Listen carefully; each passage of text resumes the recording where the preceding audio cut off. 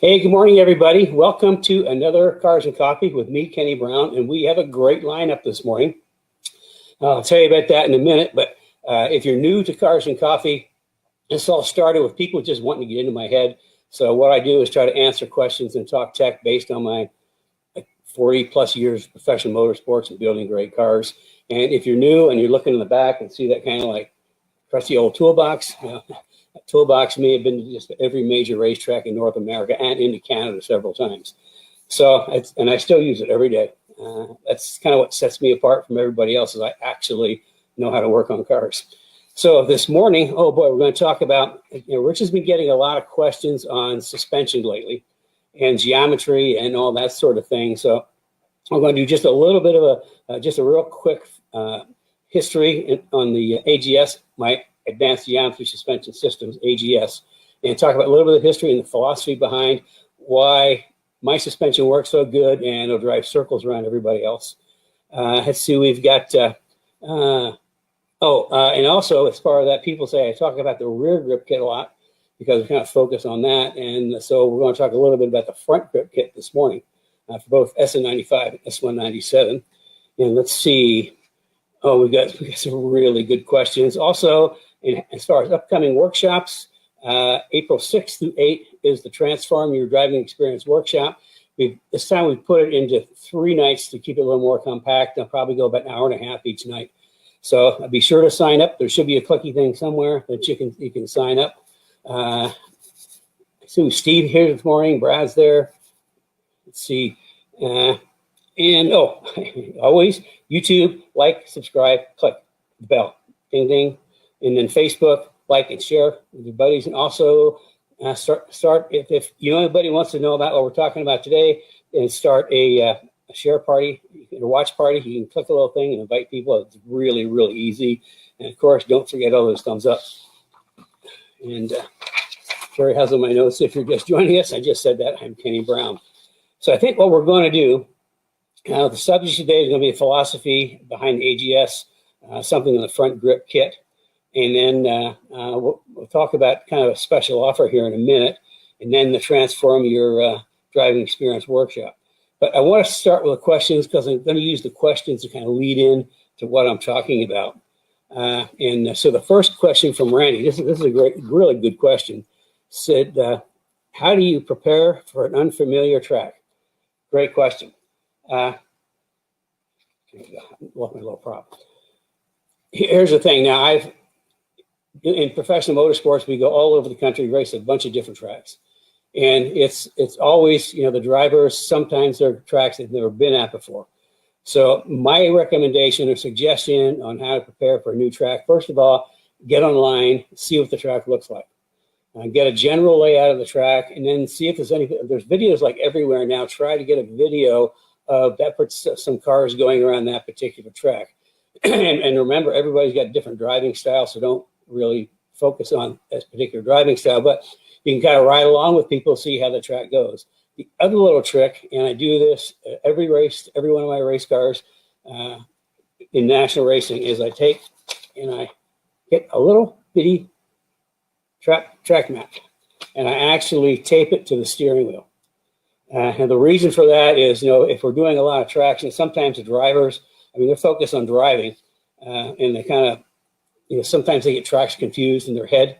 It just happens if you're doing it a lot. And when they pull in, like in practice, and talking to me that, the car's doing this and that, this turn and that turn, if there's a map on the steering wheel and they can point to that turn, I know exactly what turn they're talking about and exactly how to fix what they're looking, how to improve what they're looking for. And as far as every time that you're sitting there in the pit getting ready to go out, just take a glance down that track map, so it's burned into your head. So that's kind of how I would prepare. That's just look up the track map, see as many videos as you can, and tape a little bitty track map right on your steering wheel so you can always reference it. And even when you're sitting there afterwards looking down and thinking, I can do this one better, or that one's not so good. Boy, I really can nail this turn. So that's the best thing you can do. This kind of leads into the same sort of track thing, is how do you prep sleep and eating before track time? Okay, that's pretty simple. sleep is super important. I get a good night's sleep, and also the first few days before, be sure that you just eat well. Just eat well, just eat good food. Cut out sugars and breads, like white breads.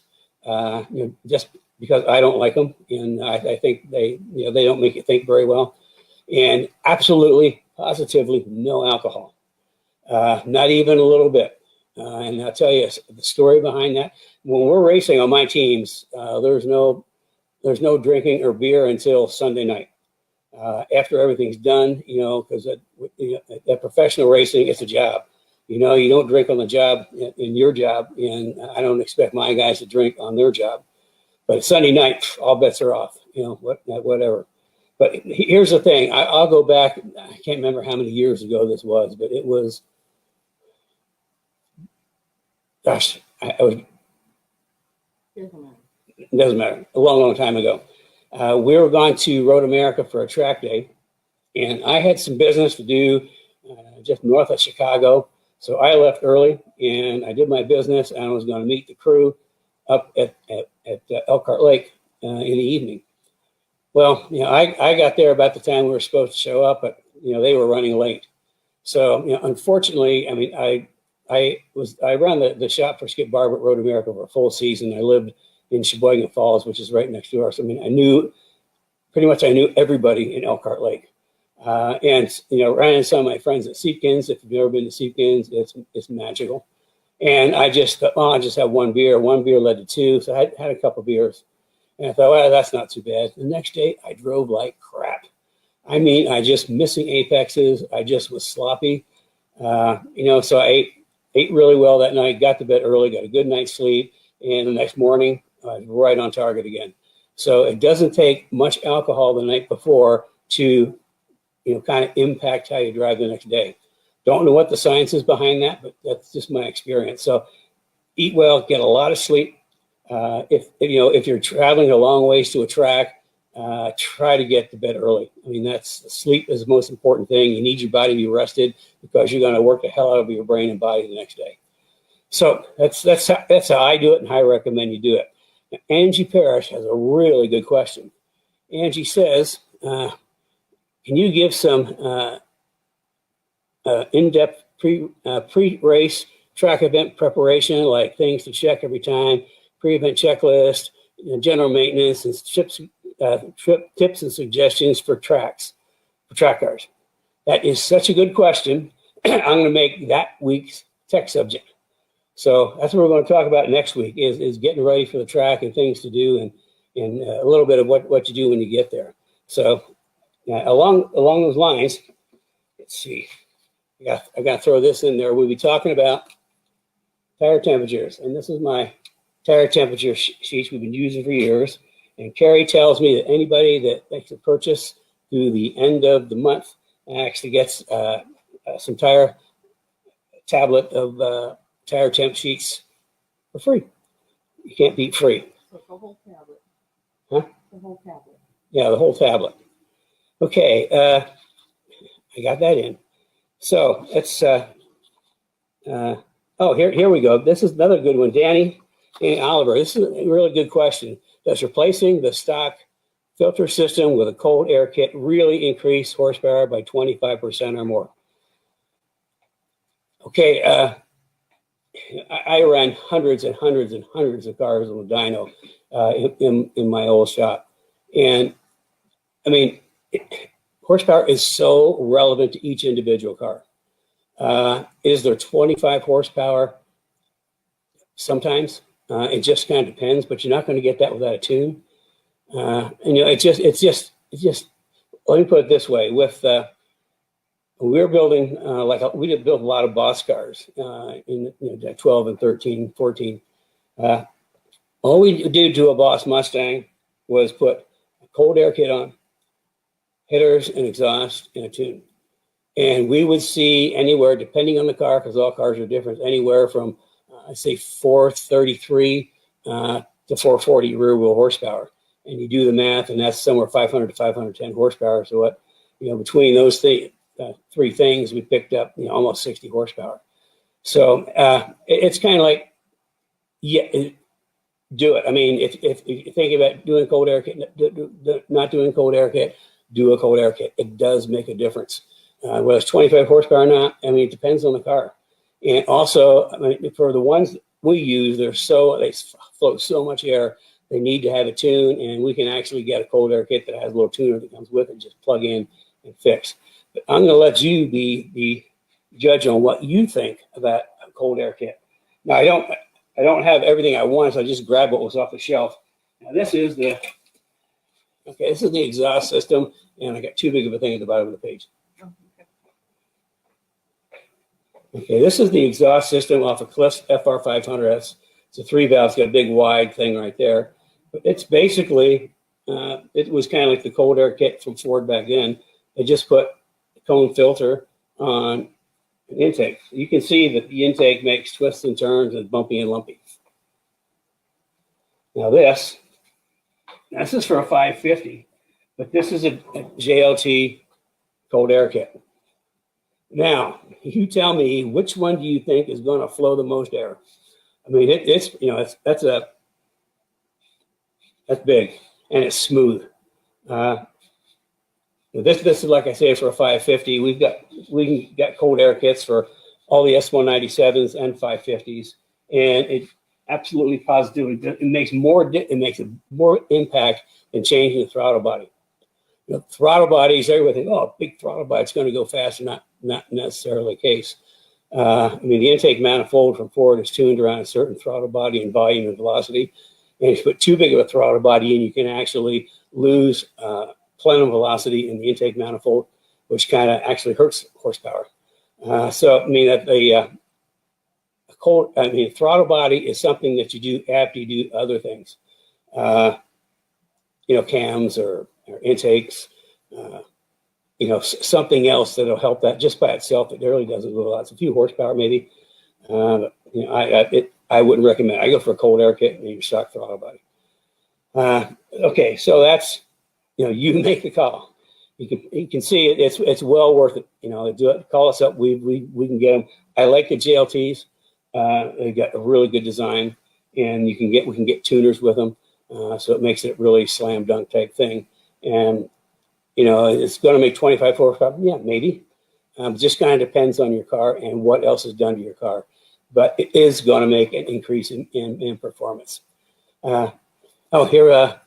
James found 45 horsepower in the dyno by changing his filthy air filter. That's a good point. Filthy air filter is the key word there. Because when your air filter's filthy, it's like, trying to breathe. Cars need to breathe. All the horsepower comes. An engine is nothing more than a big compressor. Air in, compress, bang, air out. The more air you get in, the bigger the bang. The more air you get out, the more horsepower you make. So that's why all the horsepower we focus on is in top of the motor. The bottom of the motor, you can lose horsepower, but you really can't gain a lot of horsepower on the bottom end. But you can lose horsepower. Excuse me. Unless, of course, you do like a stroker kit, and you're going to pick up some torque. But all that, like on Cliff's car, we did CNC cylinder heads, hot rod cams, Ford Racing intake manifold, and the throttle body, because we got all the rest of the stuff to go with it. So filthy is, you can make power just with a cold air kit, though. I'd recommend it. Okay, now we're getting back to Matthew had the absolute best question of the week. And I'm going to feature on that because it's a really, really important question. This question is, what about the RPM Act? Everybody in our world should know about the RPM Act, and everybody in our world should support the RPM Act. What is the RPM Act? Okay, the EPA is, not very bright, but what they're doing is they're going to start interpreting that their interpretation is illegal to take a street car and turn it into a track car or a race car, same thing with motorcycles and trucks. It's illegal to sell performance equipment like exhaust systems and superchargers. It's kind of like, they're doing a very broad and misguided interpretation of the EPA rules. So what the RPM Act is to Congress, I'll read down little things here, is banning race cars, which includes track cars, motorcycles, and pickups. It's protect your right to convert. RPM protects your right to convert a street car into a track car or a dedicated race car. It clarifies and confirms that it is legal to market and install racing and high-performance aftermarket equipment. So the SEMA, which is kind of like the trade organization for the performance aftermarket, has really putting on a big push to push the RPM Act. And we're trying to really, Congress has to vote on the RPM Act so the EPA doesn't take us all out to lunch. And there is a link, too far. There is a link right here. There's a link for the SEMA. I think we're going to post it up. Yeah. Click the link. There's instructions on there on how to send your Congress people a letter saying vote for the RPM Act. It's important. So please go to the website, click it on, sign up, have all your friends do the same thing. And it's really important that we kind of save our right to build race cars, is what it boils down to. Save our right to build race cars, save our right to buy high performance parts and install them on our cars. So everybody just please sign that. And we'll also put the link up in our Facebook page and also in the Speed Therapy Society, which all the questions today came from the Speed Therapy Society. And remember, you can send in all the questions. No, you can send in questions live. That's what I'm trying to say. So if you've got questions today, please send them in. I'll get to them later in the hour and see what I can answer. Okay, now we want to get back to talking about the AGS suspension system and the history behind it. Okay. Are you waiting on me? I'm waiting on you. Talk about your picture behind you. Oh, I didn't talk. Artwork today is we got Dan Gurney up on the wall. And one of my favorite photos. It's driving into the sun 24 Hours of Le Mans in 1965.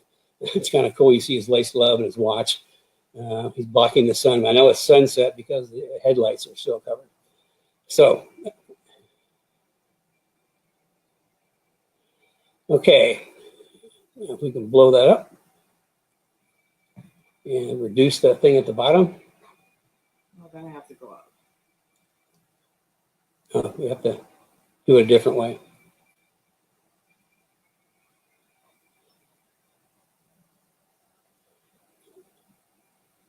Joe Johnson's there, I see.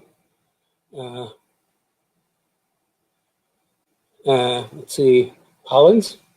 I saw some other names that popped up, but I don't get all the scrolls on my screen. Terry gets all of them. I only get a few. Okay, here we go. Let's put that up.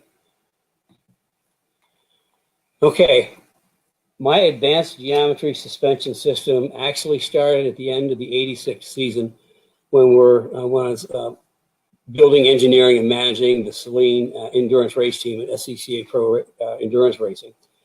And I mean, Mustangs, the Fox Mustangs, were a challenge to turn into a race car. The brakes were small, the suspension geometry was bad. And I'd hooked up with a guy I knew in the Mustang group at Ford, and he worked in the evenings. We talked back and forth on different, moving things around, improving the geometry of the cars so they would turn. And I really couldn't do anything about it until '87 when Steve, with his magical connections, came up with 3 K members that were virgin, no holes in them. And I all the stuff that Mike and I had figured out, I put into these K members and made them look like factory fresh, brand new. But they actually had a lot of geometry that really helped the cars turn. So that kind of like started the whole advanced geometry suspension system. And it's like each generation from the original is an improvement on the previous. It improves on the best parts of the previous and makes it even better. So and here's how it kind of goes in chronological order. AGS 1.0 was a carryover from the Saline R race cars. revised K-member geometry, and we had, because the chassis needed stiffness, we added the double cross subframe connectors, first to market with that. We added jacking rails, first to market with that. We added the anti-squat traction bracket, their 3-point strut tire brace, matrix brace, first to market on all those, and the anti-squat traction brackets, first to market on those. That was back in about 90, 91, 92 maybe. So all of those parts have been copied heavily ever since, but they were designed around, front geometry, add some anti-squat to the back, and then stiffen the chassis. Because stiffer chassis means car handles better. And then in 93, we kind of upped it a little bit. We carried over the front geometry, except changed it into what I call fixed strut. And that happened one night when I was working on a car, and it was a gas charged shock strut, and I was moving it out of the way to work on something. I kind of pulled it down and moved it over the side, and I noticed that the angle of the rotor was really strange. It was like a lot of positive camber, and put the other way, a lot of negative camber. So I sat down and I started plotting. This is before computers. So I started plotting a whole bunch of different camber curves, just moving the top of that strut around until I found the spot that gave the absolute best. It increased negative camber on the outside tire, increased positive camber on the inside tire. So that's when we came up with the fixed strut design.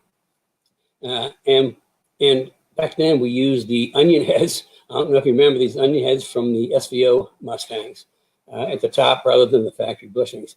And when they ran out, then we switched over to our own, we call it Caster Plus, because by moving it all the way back, we get more caster than anybody else, and it just helps improve the geometry.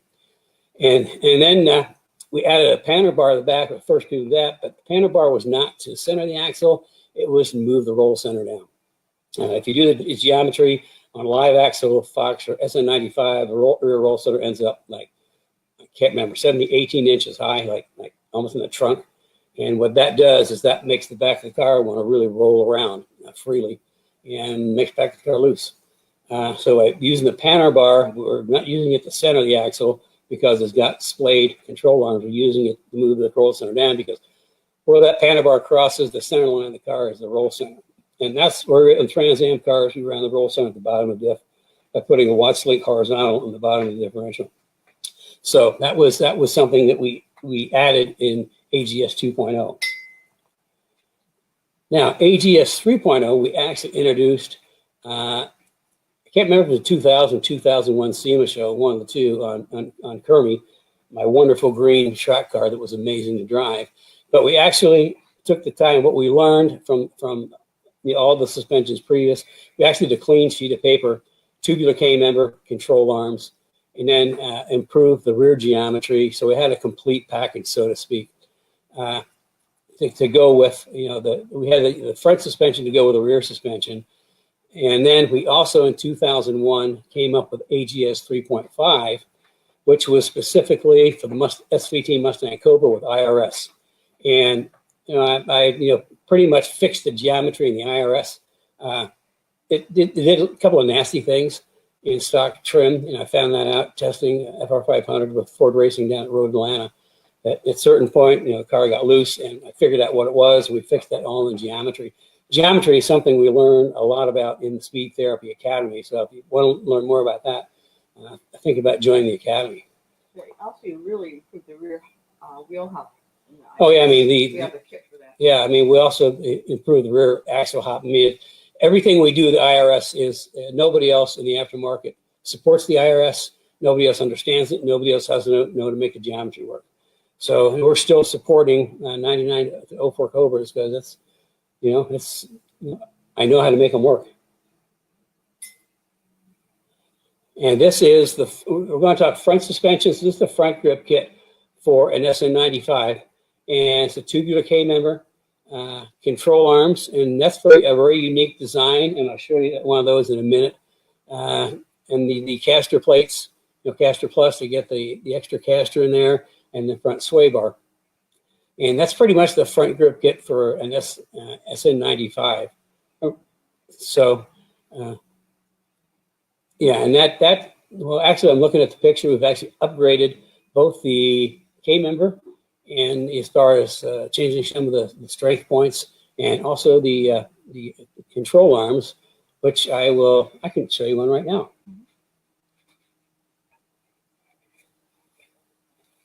Okay, here's an SN95 control arm.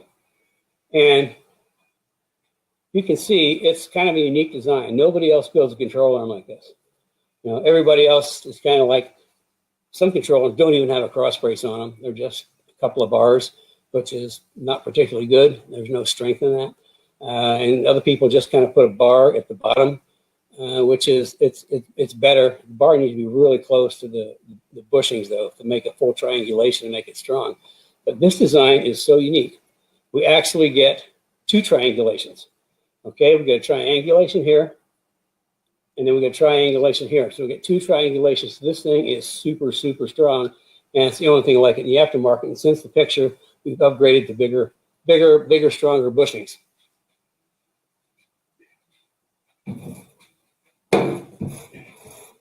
Okay, back to AGS 4.0.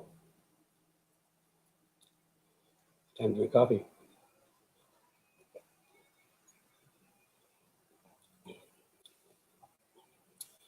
Right. Yep. Okay, in 2005, I was absolutely elated with the S197 Mustang. I mean, the suspension that Ford put in that car just made my life so much easier. I mean, it was like a dream come true. The front control arms, rather than being splayed, they were parallel to the center line of the car, which gives it makes it much easier to correct and get improved geometry with a parallel control arm versus a splayed like in S95. And the back was magical too, because it was parallel 3-link with a panel bar. Actually, isn't really parallel. The lower control arms are splayed from the factory, but in the rear grip kit, we changed that. We unsplay the lower control arm, make it parallel to the center line. And we've been doing that for a long time. I'm starting to see a few other companies out there doing that same thing. It'd be interesting if you ask them why they did that and what their answer is. Yeah, because it would be interesting to hear what their answer is. The real reason I do that is to have an impact on the rear roll axis. Make the point of conversion infinity, which means the roll axis follows the parallel lower control arms, which is what we're looking for. I don't know if other people would tell you the same thing or not. So anyway, we got the tubular front K member, which we're going to talk about in a minute, which all the geometry I had in 3.0 got even better in 4.0. And of course, the rear geometry, the rear grip kit, anybody has ever put one in their car will tell you it is amazing. I mean, it really, really works. I mean, it just settles down the back of the car, and the two together, there's only 3 parts of my suspension: the rear grip kit, front grip kit, and springs and shocks. Because I engineer systems. You know, it's all about systems. And with the S197, I could do everything I wanted to do in geometry. Because my philosophy behind AGS 4.0, you know, expands on the previous 1, 2, and 3. And the thing about, you know, on track, in racing, the best opportunity to have overtake somebody is under braking. So one of the first things I did is I engineered anti-dive in the front and a squat in the back, so that you can brake a lot later. Now Mustang, you look at it, it's a drag racing car, big V8 motor in the front, light back end with a live axle. So the strength is straightaway, and the weakness is stop and turn. So by doing all the anti-dive, anti-squat, all of a sudden you can brake a lot later, like 2, 3 car lengths later, which meant you just made that straightaway longer, and you can actually outbrake a lot of people. And then with the front geometry, I could get everything in on the front geometry, so when you do brake later, you go much deeper into the corner than you normally would. And when you turn the wheel, I mean, front turns. So you can get the car to rotate pretty quickly. And, you know, getting around the corner is a weak part of the Mustang. So if it rotates really quickly, and with the front roll center up, the rear roll center down, you don't have to wait nearly as long to get back to the gas. So you're, you know, feeding gas in before the apex. So you carry a lot more speed off the corner and a much higher corner exit speed. So the corner exit speed, you just made the next straightaway longer. You know, longer straightaway, shorter corners. That's the whole philosophy behind AGS 4.0, and it works exceptionally well. I mean, there's some videos out there of me, in Ruby, my 2012 track car, and I chased down some pretty potent cars, and it's just because the car carries so much mid corner and so much corner exit speed, brakes later. It's a great suspension. But to make that even better, again, we always improve on everything. We're just introducing, in very limited introduction, AGS 4.5, which Speed Therapy Academy people were the first to see that. It's a new rear suspension that's beyond belief. And it's so good. I've been working on it for years and years. That it's applied for a patent, so it's patent pending. But the first batch, pre-production batch, the Speed Therapy Academy guys bought it out, gone. And then we introduced it. The next introduction was the Speed Therapy Society people. And again, a closed introduction. And we're at 15, 16? No, 27. Oh, God. I guess we've sold 27. So because of the response that we're getting, we're actually going to push back the general introduction to the media and the general public, just simply because we're afraid that the response is going to be so huge. We're already getting overwhelmed, so we're going to push that back a while. But when you get to see it, it kind of blow your mind. So anyway, that's AGS 4.5, but let's take a look at the front grip kit. Okay, here's the front grip kit, and it is pretty darn basic. It's a K-member and control arms. Now, you really can't buy the K-member or control arm separately unless you're planning on putting them together at some point, because they're both engineered to work together. I mean, the control arms we have won't work with a stock K-member because you won't get a geometry. And, a stock control arm isn't really going to work with the K-member because, again, you're not going to get the geometry. So, I mean, all it is the K-member, control arms, and the bump steer tie rod ends, which you can see they're OE style bump steer tie rod end, which means you don't have to figure anything. You just put it on. It's quiet. It's as durable as a factory one right out of the box. So that's kind of like the front grip kit that we don't really talk a lot about. Let me show you one of the front control arms. Okay, this is the front control arm off of S197, and you can see this baby is stout. I mean, this is heavy duty, heavy wall tubing, triangulated, gusseted, and extended ball joint. Extended ball joint helps bring the roll center up. That's something we were the first to do back a long, long time ago with our original geometry and AGS. But wasn't any ball joints available, so what we did was use stock or ASA ball joint with a longer shaft, adapted it to the Mustangs. We were the first to do long shaft ball joints, and now they're pretty prevalent. But you can see, and of course, anything that we do, everything I do is serialized. If you're looking to buy some parts from somebody, they say it's Kenny Brown. If it doesn't have a serial tag,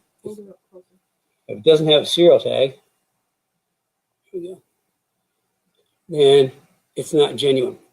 And we started doing this years. You can see we're up to 70,000. We started doing this years and years ago, simply because all the stuff I could market, everybody was copying it. And most of it wasn't a very good copy because people didn't know why they were copying it. They just copied it. So that's when we started putting a serial tag on, so it's genuine. It's genuine Kenny Brown. And something is really important is these are the pins for the control arm bushings. And I use urethane.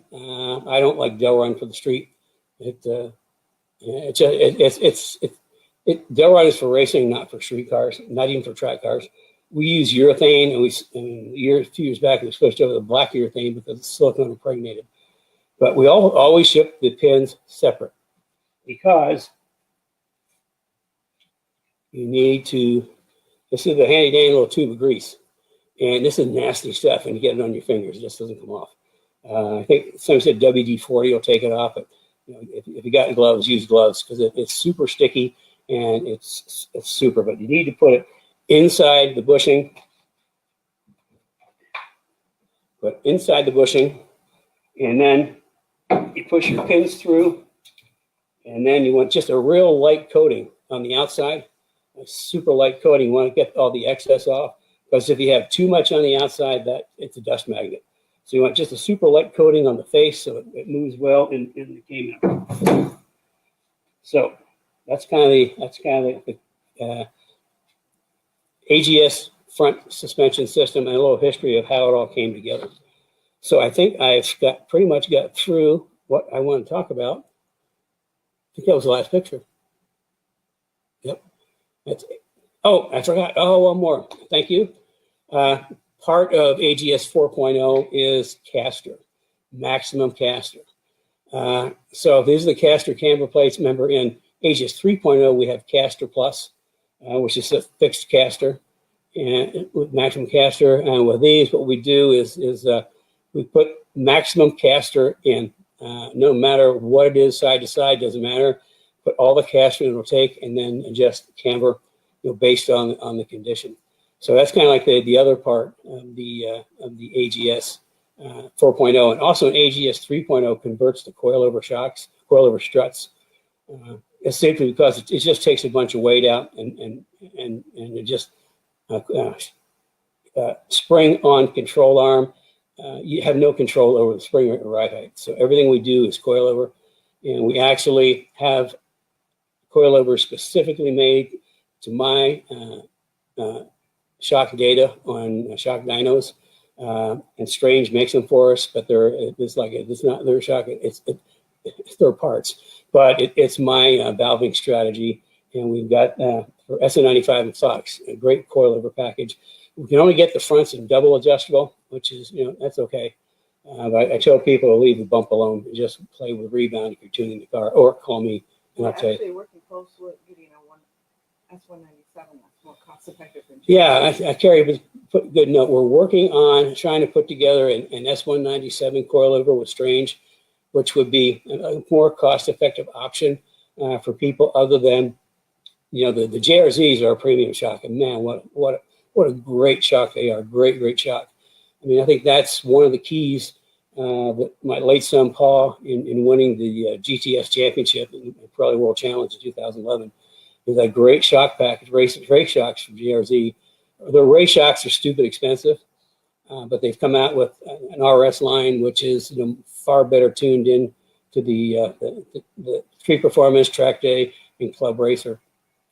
And it's kind of like what I like about that is the RS series that are more. I mean, they're not cheap, but you get what you pay for.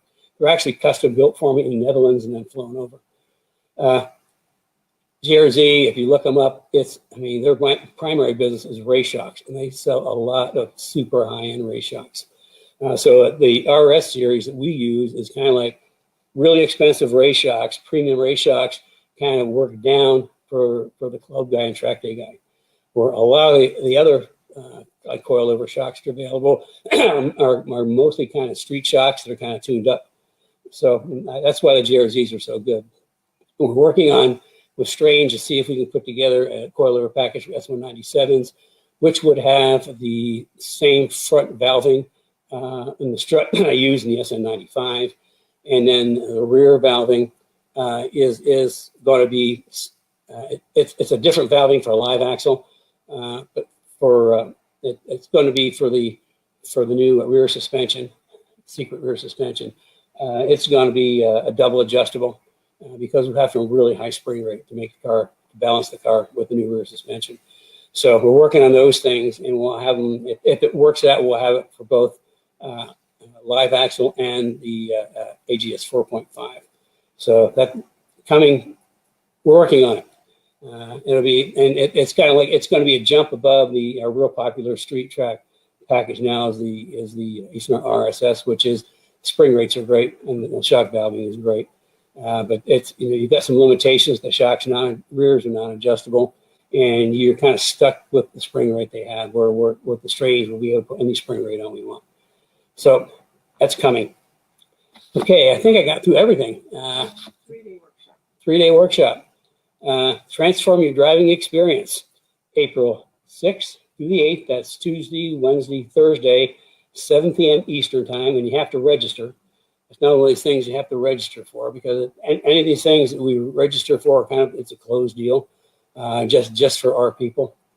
So you need to register for that. And then, of course, any of the Speed Therapy Academy people, they get to audit or attend any of the events that we do.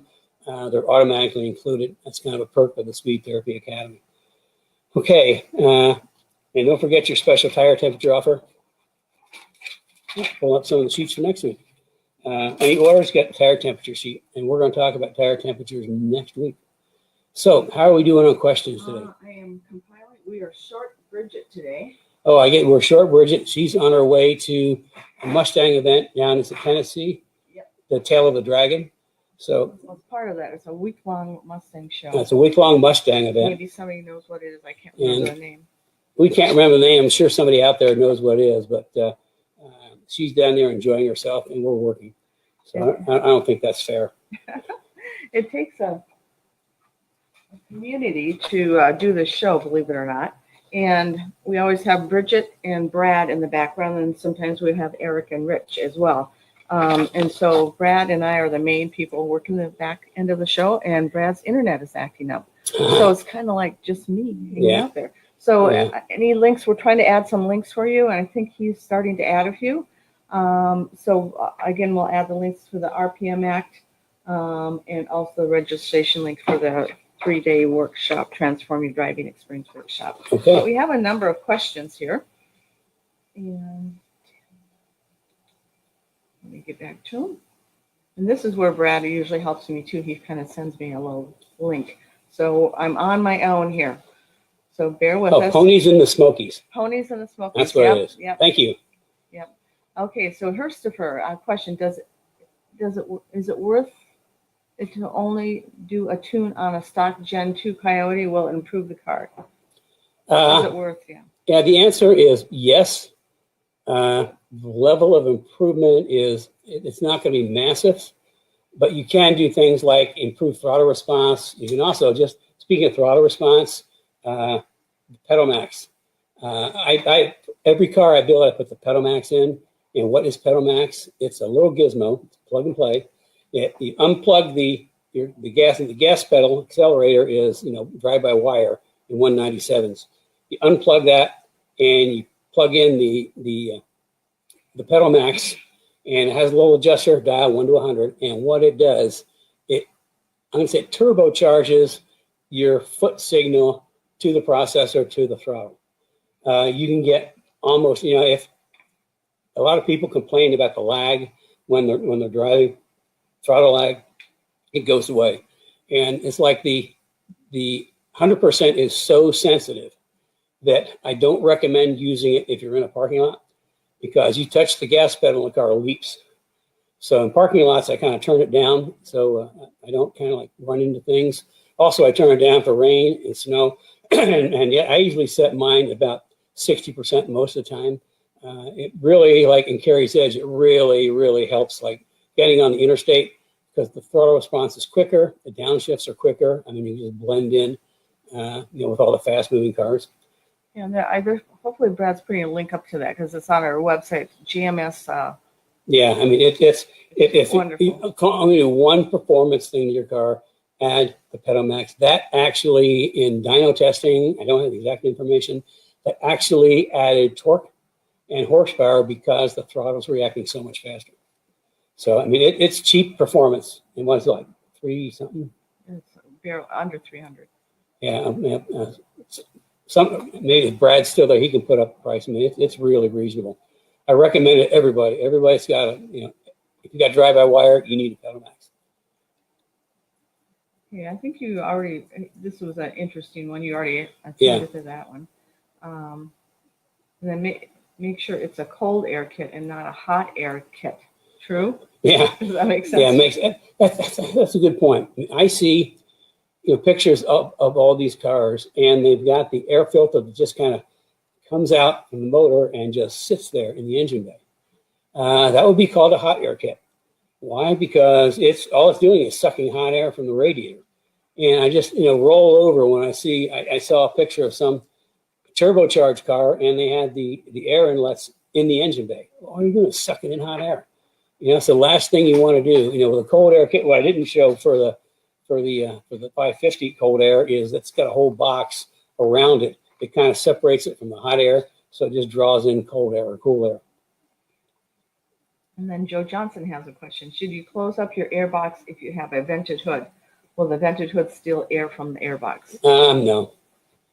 No, it won't. I mean, because the air box, I mean, you got a lot of velocity in that intake, and it's going to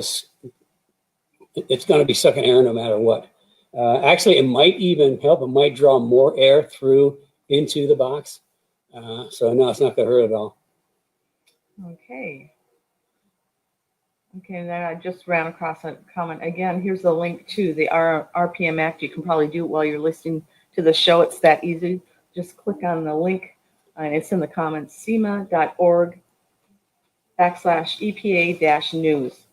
Again, SEMA.org/EPA-news. Okay, here we go. Another. Okay, does the cold air system increase?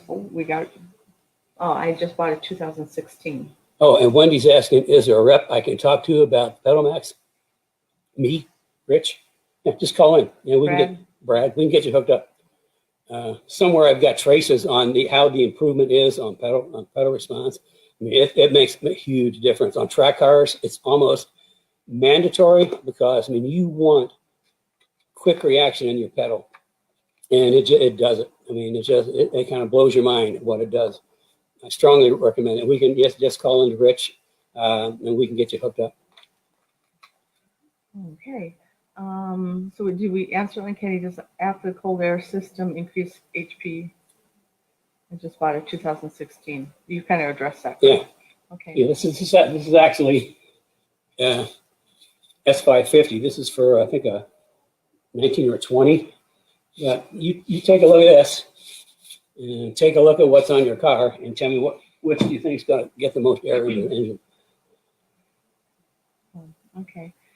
Cliff has, I'm just trying to stress this RPM Act. He said, yes, the RPM Act needs our support. Unless we act, anything we do with our cars and bikes will be illegal. Government bureaucrats do not support any modifications to choice. If you don't act, the government will. It's already happening in Cali.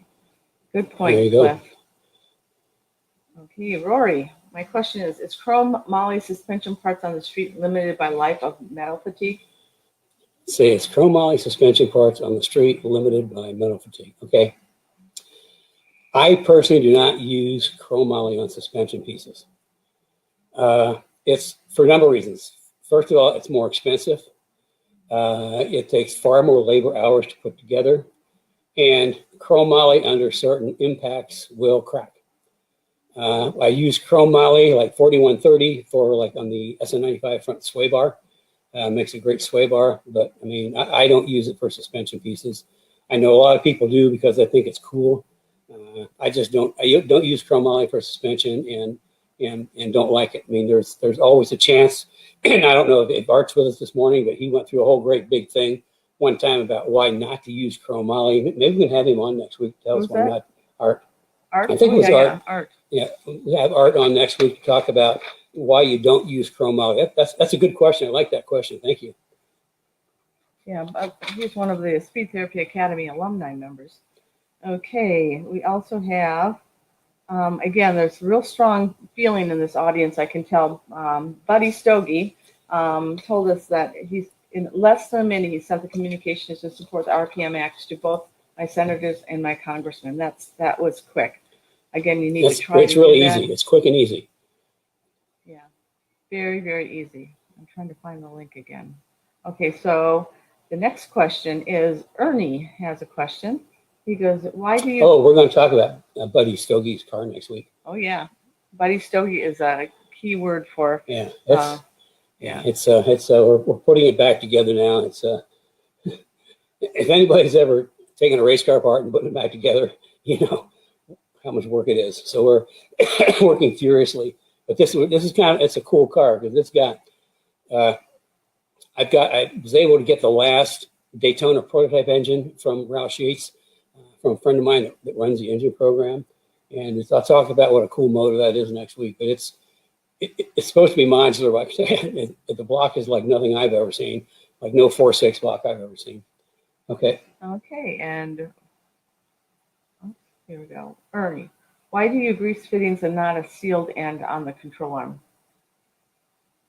Greased fittings. Yeah, why do you grease a grease a fitting and not a sealed end on the control arm? Well, if you did a sealed end the control arm, you got to remember the control arm is moving up and down.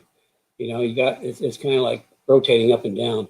It's got to have movement. I think you could do a sealed bearing. I think it'd be kind of expensive, but urethane and a pin. I mean, it works really good. It's cost effective, and if you grease it, I will say one thing: if you are running urethane parts on your car, at some point, if you start to hear a squeak, I can tell you that what's happened is the grease has gone dry and a little bit of dust has got in there. All you need to do is take it apart, clean it off, re-grease it, put it back together, and the squeak goes away. Well, that's a good tip. Yep. Okay, Roy. That goes to like a lot of sway bars with urethane bushings. They'll pick up a squeak and people don't understand it. Just take it apart, clean the bushing, clean the sway bar, put fresh grease in, put it back together, squeak done. Roy has a question. Is there any way to find out if I'm missing a component from a kit of yours via serial numbers? I think via serial numbers just mainly tells you what product it is. Yeah, each product is serialized individually. But the kits are not serialized. Yeah, the kits themselves aren't serialized. I mean, if you want to know, if you just call in and ask us, this is what you got, is there something missing? And we can fill you in. But each individual component has its own serial number. We don't serialize the kits. Okay, we also have, here's us. People are looking for the SEMA link. I'm just going to post it right here. Again, it's SEMA.org/EPA-news. Click on that right now while you're listening to Kenny, and we can continue on. This is the last call for questions. Looks like we've gone through most of them. Ernie and Roy at 10, please. I'm checking one more. Okay. Yeah, I think that's We got all three questions. Yeah, we did. So again, the 3-day workshop, Transform Your Driving Experience workshop, is on March 6th through the 8th, and it's worth attending. Make sure you register and join the Speed Therapy Society, because that's where it will be shown. It'll be live Facebook production, and Kenny is going to talk about transforming your driving experience. Can you give them a little bit more about what you're going to talk about? No, they got to come and say. Okay. Also, along those lines, we are going to do another Speed Therapy Academy that's going to start sometime in April. Yep. I mean, it's if you really want to learn this stuff, please, sign up for the Academy. I go into a really big depth on all the subjects I talk about in Cars and Coffee. It's kind of like I pull a plug out and kind of empty my brain out and tell you as much as I can. It's pretty cool. Well, it's like they call it immersion sessions. It's just typically Tuesday and Thursday evening, and I'll take one subject and we'll just dive into it deep. That's why we call it immersion. And then there's always kind of like a PowerPoint that goes with it, where that PowerPoint lives in the resource section, so Academy members can go back anytime and review what we talked about, because nobody ever remembers everything the first time through. So I think the video and the PowerPoint are there. The only PowerPoint that doesn't show up is when I talk about suspension geometry, because I talk about some really confidential things on suspension geometry, and we just don't put that in writing. I just want to keep it just kind of like between us, because there's nobody in the aftermarket does Mustang suspension geometry like I do. Anybody's driven one of my cars can attest to that. Yeah, and then I think, let's see. Okay, so anyway, yes, I don't have the exact date, and I can't look from where I am, but it's the third week in April. The Academy is starting. It's a 16-week course, and we will also have experts from the industry talking. Oh, yeah, it's the other thing, too. We also bring in what we call masterclass. Where I know a lot of people in the industry, and we'll bring in people that on a specific subject, their level of expertise. We had Ben on safety. We had Steve on wheels. Hardware. We had, can't remember the name, Hardware. Yeah, Eric on Hardware. Eric on Hardware. Driving. We had Coach, Doug on driving. So no, we're going to try to get more this year. And then we also have a couple comments on the cat. This must be one of the Academy members. Academy is awesome. Smart money is spent on time, learning, and planning. And the ultimate goal out of there is to learn how to adjust your car, why things happen. The ultimate goal is, first of all, to understand how the car works. All the different systems, how the car works, the suspension. We spent 2 weeks on aero last time, on aerodynamics. We talked about aerodynamics. In aerodynamics, if once you kind of know the basics, it's easy to understand how aerodynamics works, and you can look at your car and say, oh, I can fix that. And the whole idea is, by the time you're done, you can prepare your car for the track like you've never prepared before. You can show up at the track, and you can tune your car yourself, and you can turn up like you're the pro from Dover. That's an expression we used to have back when I was a kid in the East Coast. Show up like the pros from Dover, and then you don't have to listen to everybody else in the paddock. Remember, the two worst places to get information about your car is the internet and the paddock. If everybody in the paddock has got an idea based on their itsy teeny bit of knowledge they have, and they try to propound it on everybody. But I can tell the information you get in the paddock is 9.8 times out of 10 not really accurate. So all of a sudden, you're going to be the guy people are coming to. And when they do, you're going to be able to answer their questions with the real answer, not something somebody read and told to somebody else. You have the confidence that your car. So, and then the also thing, the last couple of weeks we do is we do driving analysis and coaching. We're members. The Academy people send in their driving videos, and we'll go through and we'll talk about driving tips. I'll make suggestions on how I would drive to see if we can improve their driving. So that's kind of like at the very end, after we've learned everything about the car, how everything works, how to make everything work, then we go through and do the driving stuff. And the Transform Your Driving Experience workshop is just kind of like a primer to that. Anyway, Dale says he's already sent in his letters to the RPM Act. Super easy, even for this computer challenge geezer. So there you go. Let's see how many people can sign up today for that, and spread the word. Send that email to other people. Yeah, everybody you know that's a car guy, please send it out. We need to really get on top of this. Okay. Yeah, like Cliff said, either we act or the government does, and I don't like what the EPA is trying to do. It's not right. They have no idea. I mean, they're little people living with little cubicles, and that's what their life is. Okay, that's okay. Let's next wrap week. Yeah, next wrapped week. Up on time, and next week we're going to get into Angie's question. Preparing for the track and things to check. We've got checklists and everything. I think we may have posted some up, and then we're going to see if we can get Art in to talk about why not to use chromoly. Okay. Because he's a lot of experience. He built drag cars. I mean, he's got tons of experience. So, okay, actually, we're going to end up pretty much on time today. Yeah. I can't believe it. That's a good thing. So, okay, next week, don't forget, we'll talk a little bit about Roy's AX CSR Cobra with my Daytona prototype engine in it, which is actually it's a hybrid Daytona prototype / FR500. And I'll explain what that means. So anyway, well, listen, thanks for joining us today. I really appreciate you coming. And yeah, tell your friends, share. And certainly for those that are watching afterwards, share with your friends. And because next week's going to be pretty good. This week is pretty good. Next week's going to be pretty good. They're all pretty good. Pat yourself on the back. And like I say, I try to answer your questions and tell you what I know. I talk about what you want to learn about. And the thing is with me, I've got an engineering brain, and I'm just really not capable of BS. So if I don't know something, I'm going to tell you. If I do, I'm going to tell you. If I don't know something, I'll tell you I don't know. I might tell you where you can find the information. So, yeah, that's anybody who knows me. I'm a pretty straight up guy. I just don't. I can't. My brain doesn't work in the BS category.